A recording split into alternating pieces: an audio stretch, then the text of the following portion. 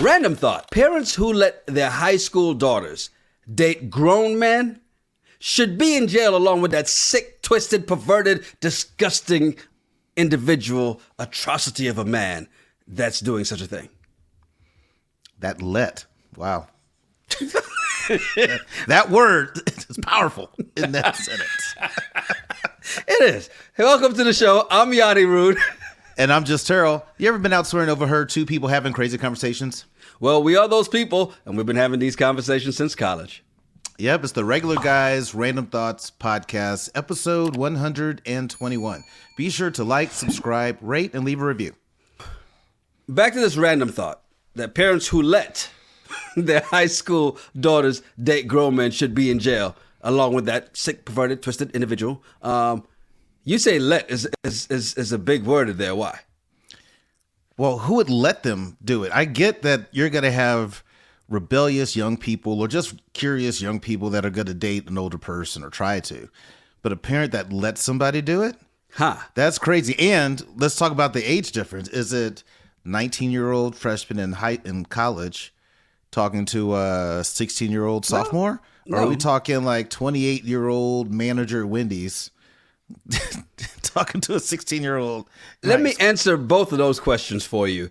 And with Exhibit A, it comes from about 6 years ago. And, you know, this is what people do. People on the internet dig up past interviews and anything that happened. So just know, whatever we said on this podcast before, it's going to come up at some point or another, okay?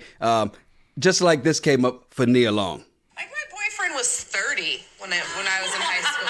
I know my mother was crazy, but you know what? She was like, well, if that's who you love, baby. And he was so good to me, and he did it the right way. He went to her and he said, I love your daughter, and I want to date your daughter, and he asked permission.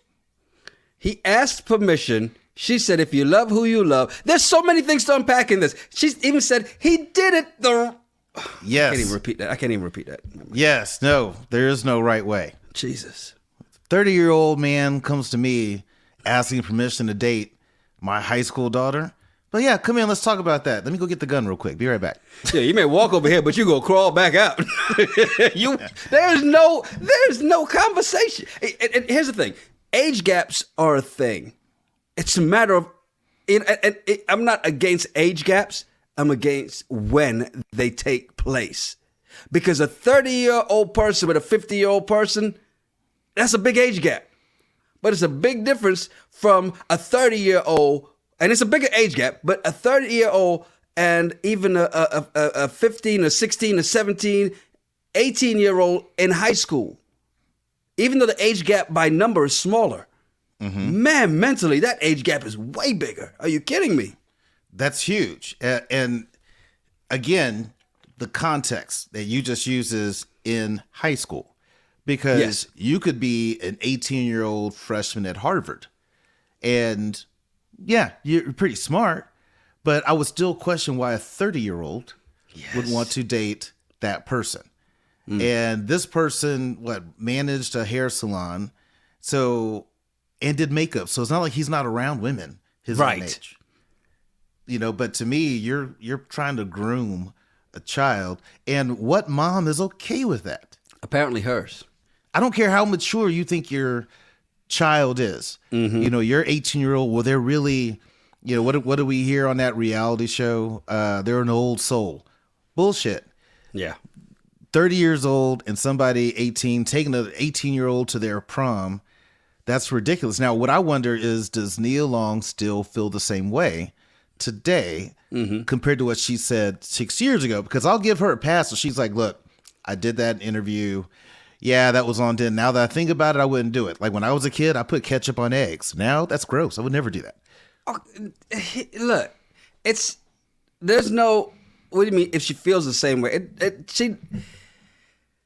There's no justification for it. I mean, her mother thought that way. And an adult thought it was okay. I don't understand this. It doesn't register for me. I was 17 when I graduated high school.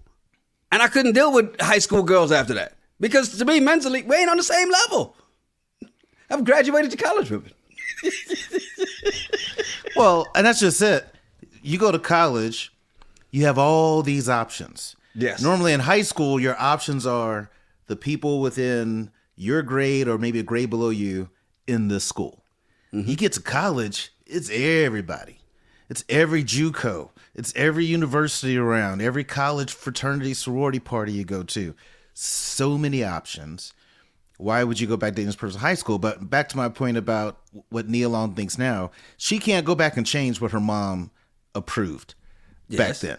But could she, as an adult, because in that interview, she didn't say it was wrong. She said he did it the right way. But I'm wondering now, that says a lot. Looking back on it, would she say, you know what, 6 years ago when I did an interview, I thought that, but then the more I've processed it, and now that I have, children of my own, I wouldn't do that. Okay, 6 years ago, Nia Long still had kids, and she was 46, not the current 52 that she is. So I'm sorry. She does not get a pass. And see, somebody here saying, ladies and gentlemen, Nia Long, this is the craziest thing, because on that was on social media, right? And people in the comments were killing me. Because somebody's like, ladies and gentlemen, Nia Long is 52, and 30 plus years ago when she was in high school. Now, I think their math is off, because let's say it was around 1990s. No, if Nia Long was in high school, it was before then. It was in the 80s. Had to be mid to late 80s. It doesn't matter what decade it was, okay? Unfortunately, back then, older men dated younger women. It was known, but it wasn't really a big deal back then. You had to be there to understand, and it kind of was what it was back then, like the R. Kelly and Aaliyah situation. No, that was wrong too.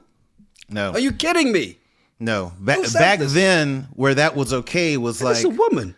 The 1800s. Oh, he's the 1800s, early 1900s. That was okay. Yes.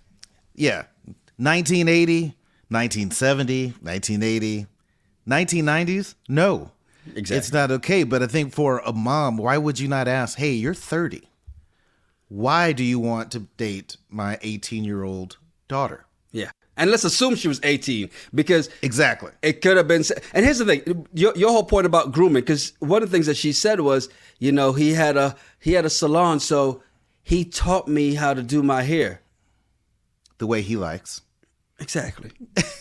He taught me how to put on makeup the way he likes. Exactly. That's called grooming, Nia, and it is totally wrong. But I can't believe that she can't look back on that and say, hey, that was crazy, wrong. I shouldn't have did that. I know people that hooked up with teachers, females that hooked up with male teachers in high school. They know what's wrong now, but it's what they did back then. But at least they can say now it's wrong. But for Nia to all but make it seem like this was okay, I tried to help her out, but I just can't. And don't get me wrong. I am not blaming young Nia Long for this. I'm blaming 46-year-old Nia Long, who was like, well, he did it the right way.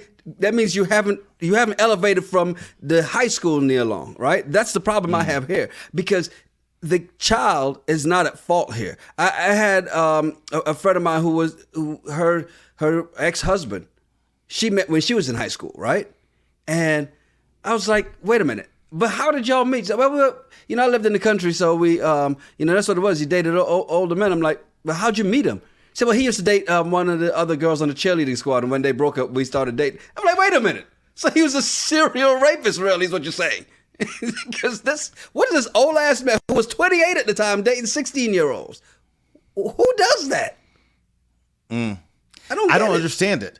I don't care what small town you live in. If you're in the country, the suburbs, or the big city, 28 and 16 is wrong.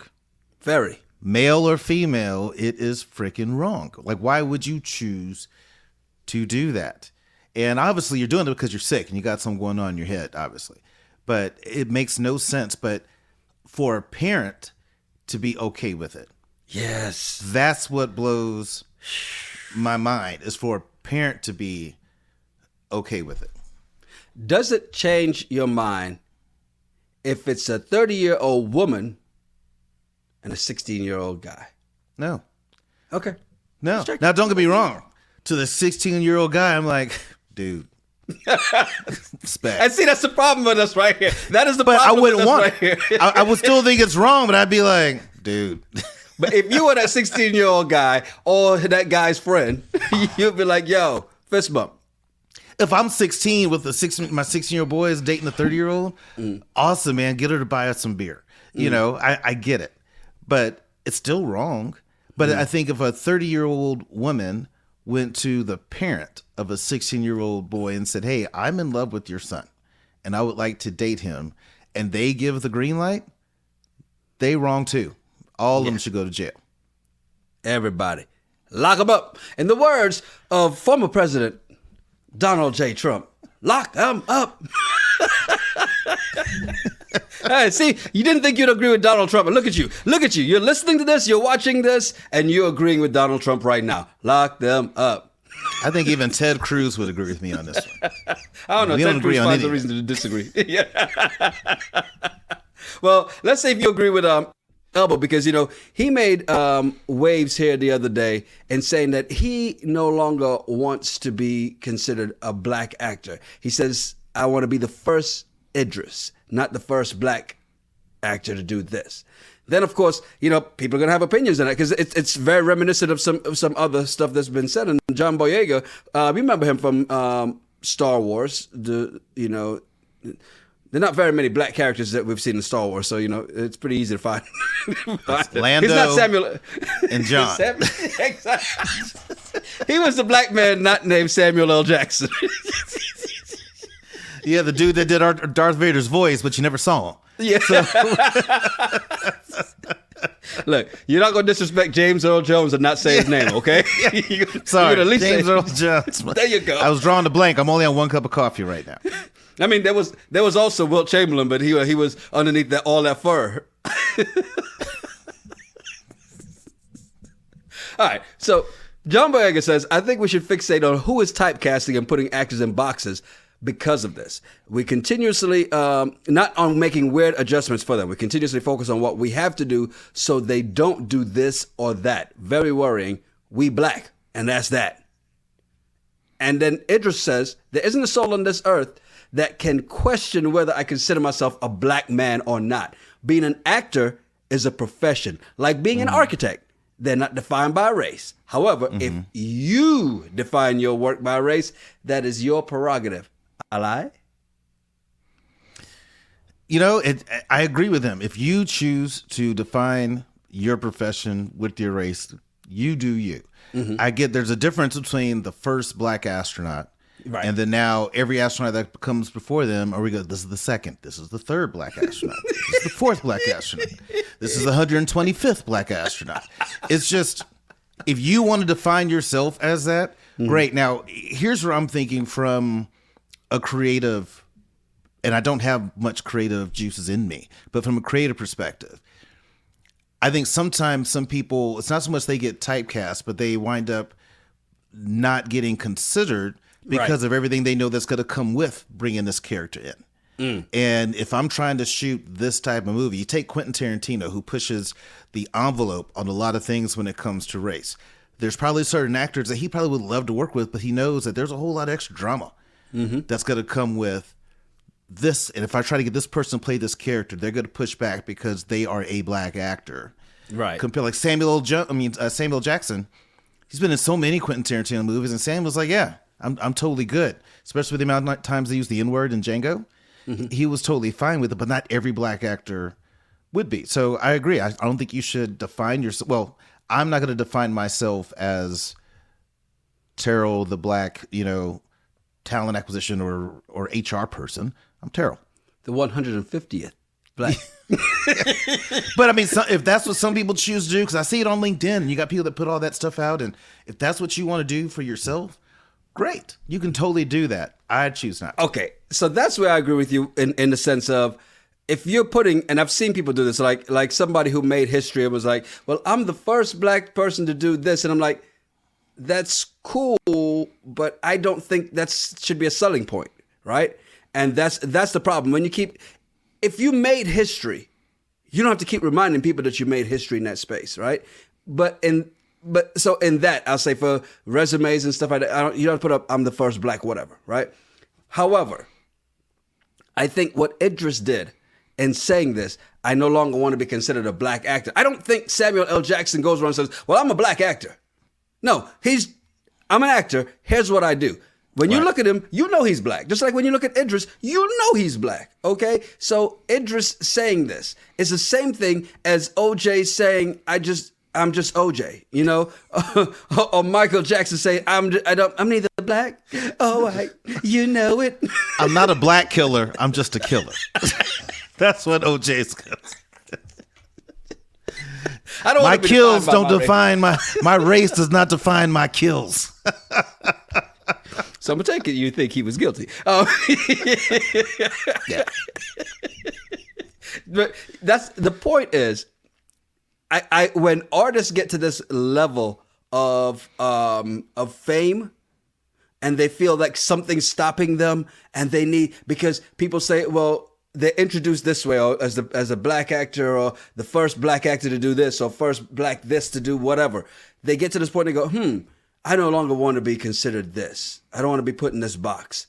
Well, here's the problem. That box is not something that you're in. It's what the people, it's the perception of those people who are doing it. So you think telling them that you're not a black actor anymore is going to make them not see you as black? No. Tiger Woods, when you said Caucasian, they still saw Negro. Right. And he didn't want to be defined as the first black golfer to do this stuff because he's mixed with all these other things. Hey, I get it. You know, and I think that's your prerogative. It's your choice how you want to be defined. But I do think sometimes that people can put themselves in a box that they think that the world or society is trying to put them into. It's like, no, you backed yourself into that corner. No one else did. You have some people that can look at Idris Elba and say, wow, he's a talented actor. Right. Everybody's not looking at him so going, he's a good black actor. I don't think anybody did. And that's why I think him saying this just was unnecessary. Like, now, if you become, I think you made this point, if you take a certain role, then it's going to come up. Right. What's that role everybody's asking? They're saying that he should be, James what Bond. is it? James Bond. Well, of course. If you're going to be the first black man to play James Bond, guess what? They're not going to call you, well, you know, he's just another James. No. They're going to point out the fact James Bond went from all the stuff he was doing before that, whoa, he's got a great tan. Well, but that's true. But I think Idris is conscious enough to recognize that. You know, so when he was in The Wire, they went, hey, you're the first black person to lead a gang and have drug dealers working for you. No, he's not. You know, when he was in, is it Daddy's Girls? You're the first black mechanic to own your own shop. No, he's not. In the movie Molly's Game, you're the first black lawyer. No, he's not. But to be the first black James Bond, that would be something I'm sure he would recognize, that I'm playing a character that no other person of color has ever played or been allowed to play. I think he would recognize that and be fine with it. But for everything else that he's done, show me a character that he's done that no black person has ever done, either on TV or in real life. He's the first black intelligent gangster on TV portrayed by an Englishman and fooled everybody to think that he's actually American. Okay. That's a reach. That's a reach. I'm just saying, most people didn't know until he showed up on the award show and spoke. They're like, who the hell is this guy? Why is he speaking so funny? Because Stringer Bell was just Stringer Bell. Nobody thought. It's only when you go back and you go, oh, I can hear it a little bit now. But when you first watched The Wire, you didn't hear that English accent. It came off. He's good. He's good. A lot of the British actors are, but you know. Yeah, a lot of them are. I mean, it blows my mind how a lot talented. of the black British actors. Yeah, it blows my mind how talented they are, and because normally you see a lot of American actors and actresses trying to put on these accents, but to see these British actors just be able to do it like it's the same thing, right? But a lot of people didn't realize he was of British descent until you start hearing him talk. Especially if you just saw The Wire. But any movie he's in, I haven't seen him do a movie yet. Not that he's not done it. I haven't seen him do a movie yet where he had a British accent. I have, and there's some of them like what was that movie he was in? I can't remember. I can't remember off the top of my head. Somebody will. I'm saying I haven't seen it. I'm saying he hasn't. I'm sure he has. I just haven't seen it yet. So my introduction to Idris Elba was this black dude that I thought sounded like me. Yep, yeah, there's a lot of them. This is interesting too, though, man. As we go to this bullshit, this Huntsville councilman is making news for skip scatting. Do you know what that is? It's when you're going through self-checkout and you scan pretty quickly, but a couple items you purposely don't scan and put in the back. Yep, So I heard. Exactly. So I've heard. Oh, so you know this very well. How? How do you know this so well, sir? I worked in retail, worked in grocery retail. Mm-hmm. Kind of familiar. So how easy is this to do, really? Well, I don't know. I can't say the phrase easy. I think it was easier when self-checkouts first came out because there's cameras that are there. So I'm sure they're watching, but every retail place expects some shrinkage or expects some type of loss or theft. And so it's not as easy to catch. But now it's a lot easier to catch because you have the same type of people going to the same buildings. You're tracking credit card numbers. So if you're using a credit card or debit card, you can tell who this person is that did it. And then they have better security now that can look at how quickly you're scanning items to see if the light bleeped and how many items were. If they can count, I saw 30 items that they moved through, but the machine only captured 20. So this person skip scanned 10 items. You know what's, I just want to point this out to everybody that Terrell is obviously in security as well. Because you heard how well he explained that just now, right? Because that's exactly what happened with this guy. Somebody noticed, and here's the thing about it. Somebody noticed that he didn't scan every item as he put it in the bag. And so they stopped him. And then what happened was Walmart decides to do an investigation into him. Well, let's look at his credit card. Let's go back to past transactions. Come to find out, this joker had done it 31 times before. This was back in January. He gets caught a couple of weeks ago because he goes back and then tries to take some headphones and put them in a bag that he already had. So they catch him again. And that's how they arrest this councilman. Now, here's the weird part about this. They tally the other 31 times that he did it, $331 and some change. So roughly $10 a pop. He was walking away. That's just so stupid. So it's Alabama. So, I mean, obviously, I have my judgments. But here's what's dumb about this. You're a councilman. You have no business stealing.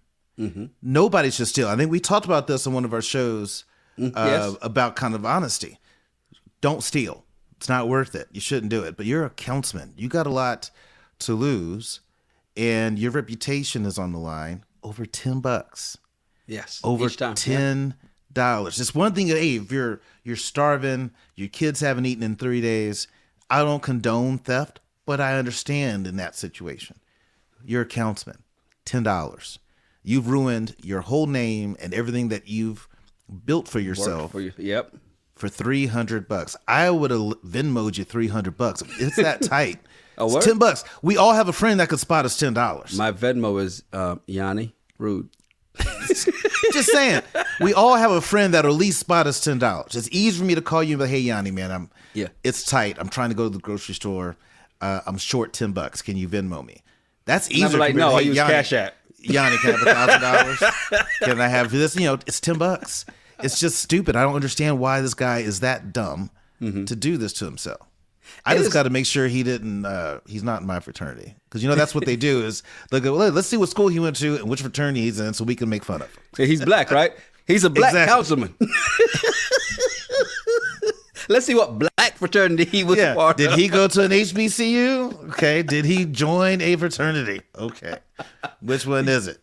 The thing about it too is, like you said, it's a small amount, $10 each time. But $10 adds. And I know grocery prices are high. I mean, the woman in front of me in the grocery store the other day was like, $93? I didn't think I had $93 here. And then she walks up with 3 bags. I'm like, lady, calm it down. Then I got mine. I'm like, $96? I only got 2 bags.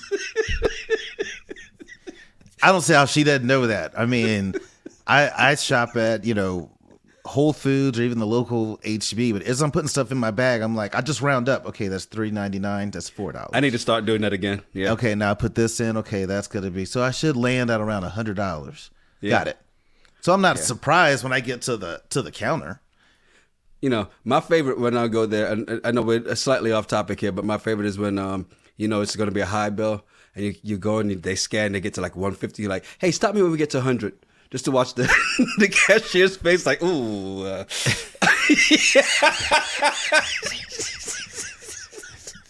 But yeah, back on track here. It's when you're using the self checkout, I always feel I don't understand how this black man, who's a councilman, like you said, he's a councilman. He's supposed to be better, work better within the law.